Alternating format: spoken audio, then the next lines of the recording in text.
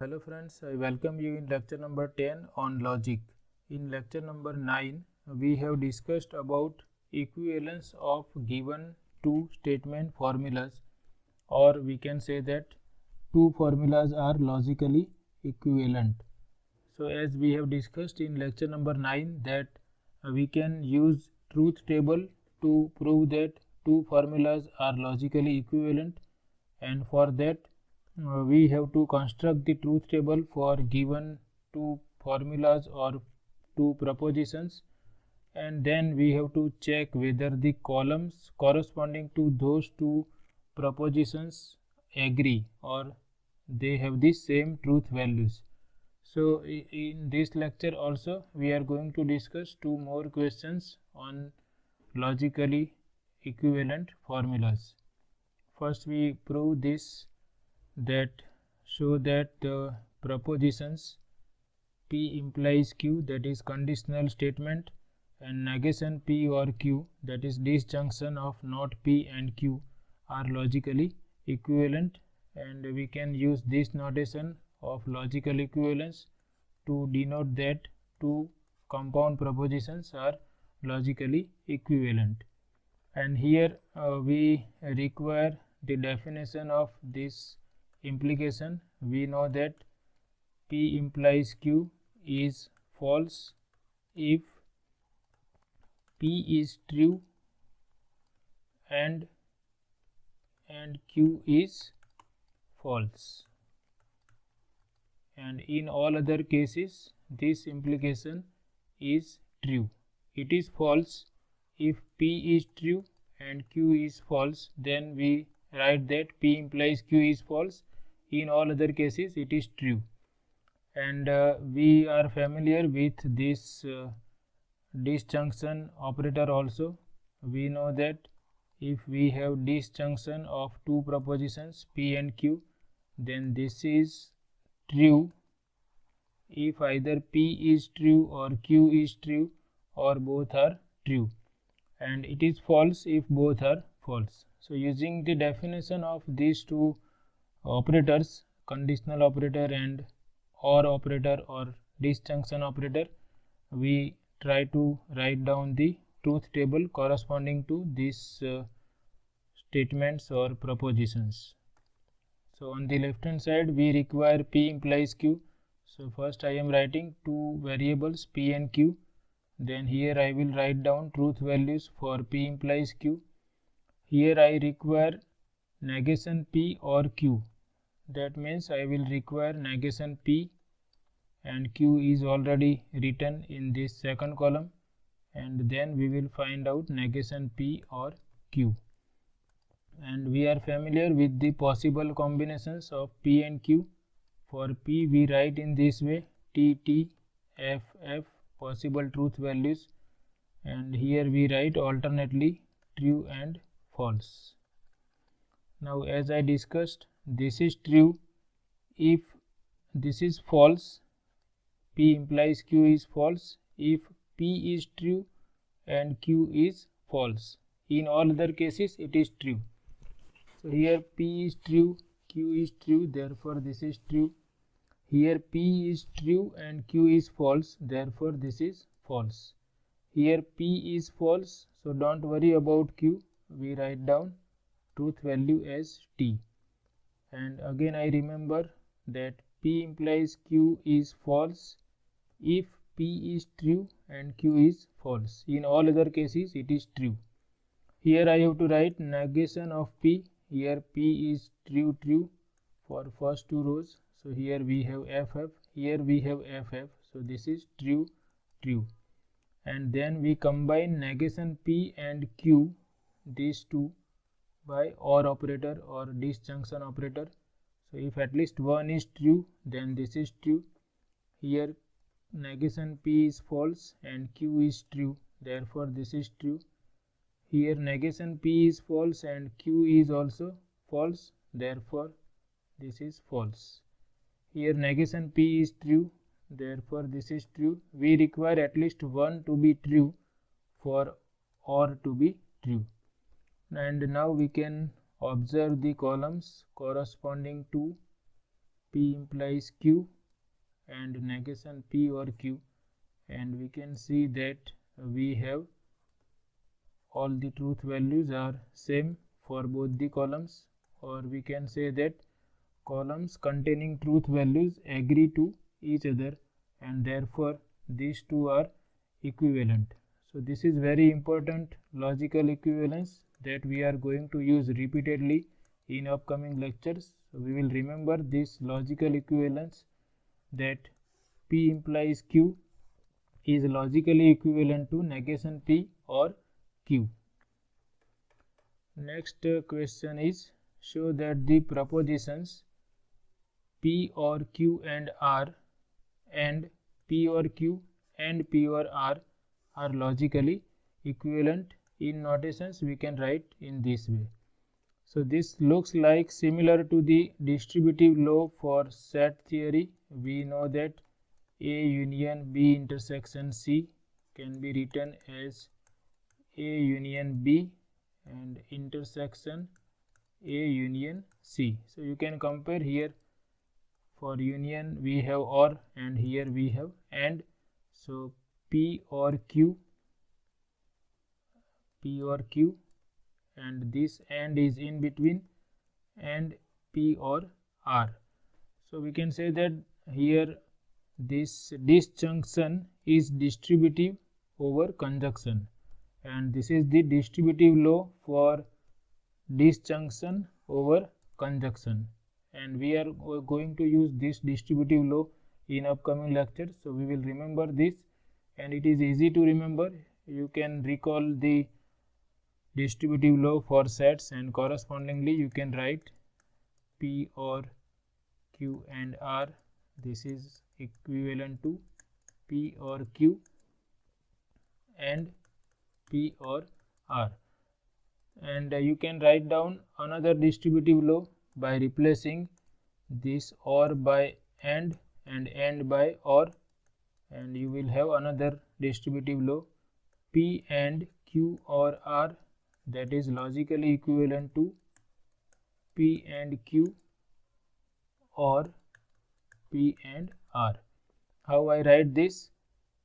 P and Q, that is here, and P and R, that is here, and this OR is in between.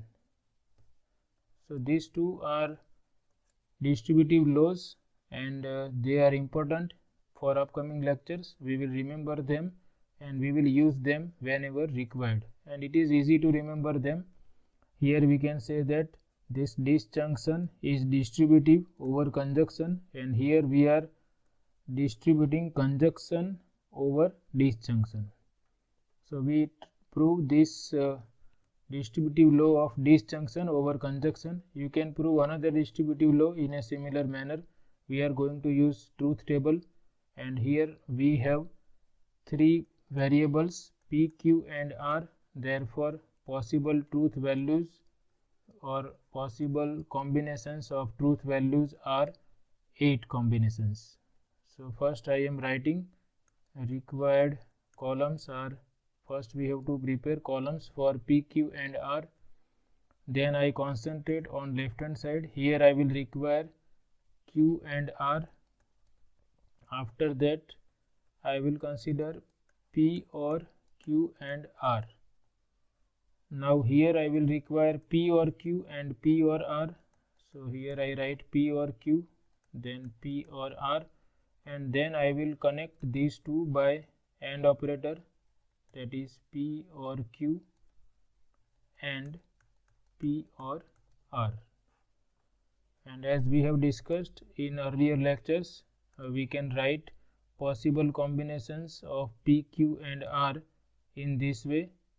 First I am writing truth value T 4 times for P and truth value F 4 times for P again. Here I am writing T, T, F, F, then T, T, F, F, and then alternately true and false for third variable, true, false, true, false. And I have explained in earlier lectures that all these possible combinations we can write by taking Cartesian product of true false with itself 3 times. If I am considering Cartesian product of this set 3 times with itself, then I will obtain all these possible combinations for truth values of P, Q and R, and that I have explained in earlier lectures, and we can easily remember every time. We don't have to write Cartesian product, we will remember easily in this way. For P we are writing truth value T 4 times first, then F 4 times. For Q we are writing T, T, F, F alternately, T, T, F, F. For R we are writing alternately true and false. Now here I have to connect Q and R by AND operator, and we know that this is true if and only if both Q and R are true.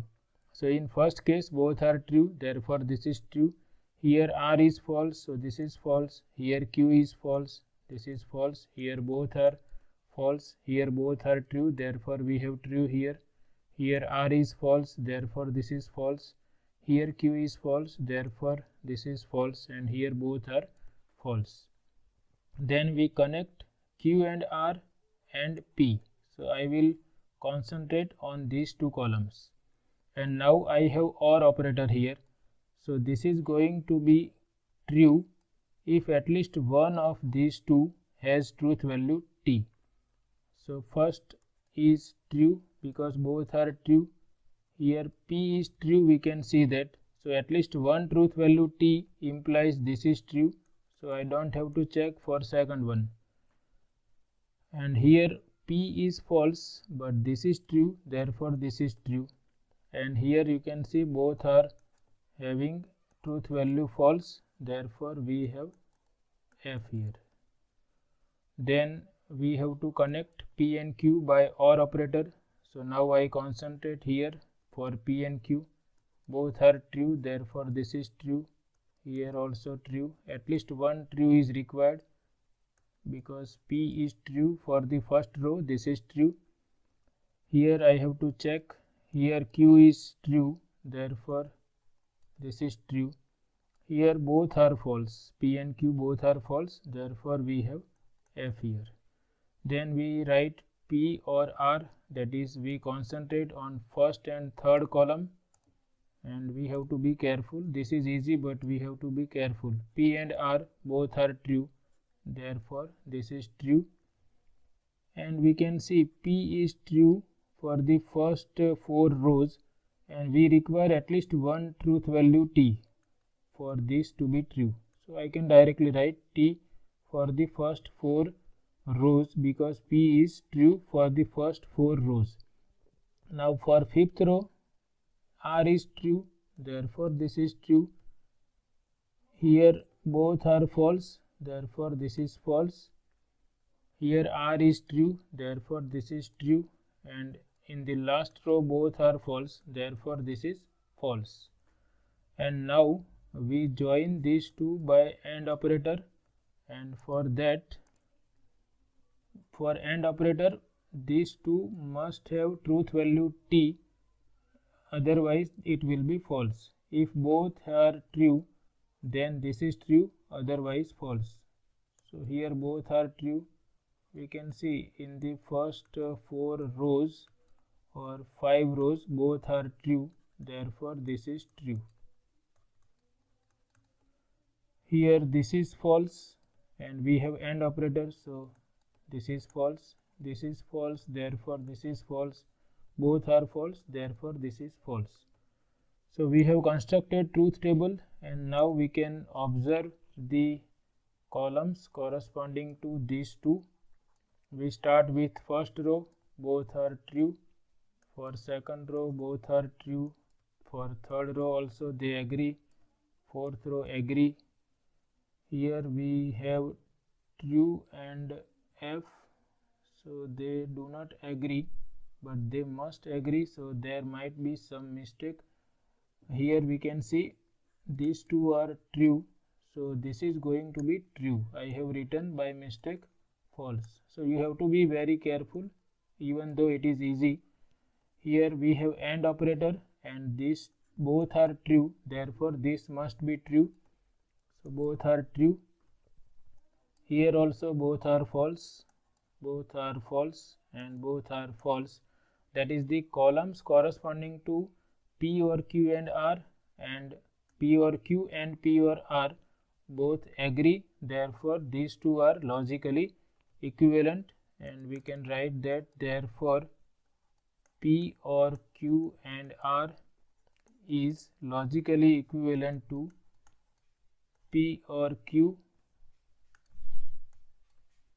This is logically equivalent to P or Q and P or R.